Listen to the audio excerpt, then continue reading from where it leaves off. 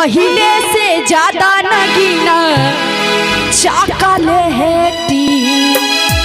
अरे 2 महीना में बढ़ल मामा जी 2 महीना में बढ़ल बहबटे पेटी पेटी नैहर में रहलू टूटी देहली ससुरवा में गो तैलुए जा हिलहगे सैये के बेलन रोटी खैलुए जा हिलहगे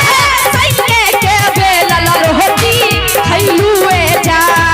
पहले से ज्यादा लगीना चॉकलेटी अरे 2 महीना में बढ़ल बाबे पहले से ज्यादा लगीना चॉकलेटी। एक सेकंड नाना नाना कि पहले से ज्यादा लगिले आई चॉकलेटी 2 महीना में बढ़ल नाना के कि नाना के नैहर पेटी। में रहलू टूटी देहली ससुरवा में गो तैलुए जा हिलहगे सैये के बेलन रोटी खैलुए जान हिलहगे सैये के बेलन रोटी खैलुए जा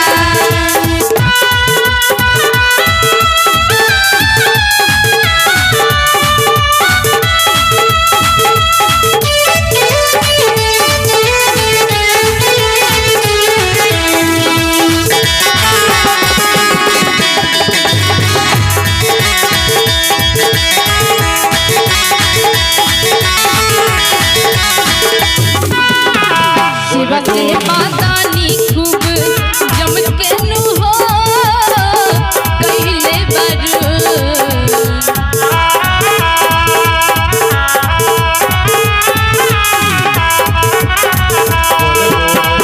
कौवन विटामिन तोहर पिया में नु हो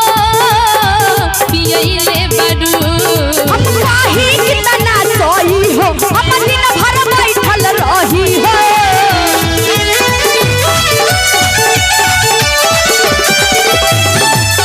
नैहर में रहलू टूटी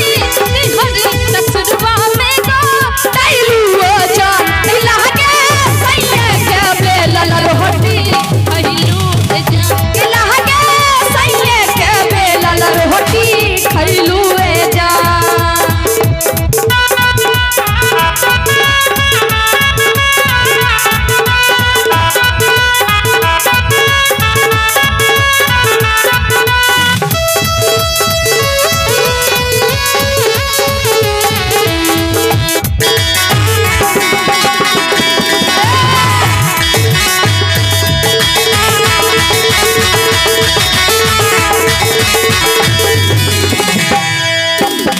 सीता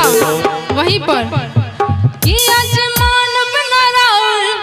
कहल का जीजा सूट पहन के तैयार बनी ललहका जीजा अब ओए, ओए, जिला ओए। परिषद सब भाई गलखिन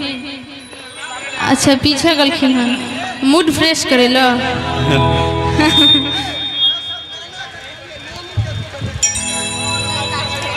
नानी के एको बेर नहीं कहलिए अच्छा अच्छा अच्छा ई बात हम नहीं कह रहल छी ई बात नानिए कह रहल छै नाना से ध्यान से सुनबे कि आज मानव नाराउर कहल का पिया आ सूट पहन के आ साड़ी पहन के तैयार बनी ललहका पिया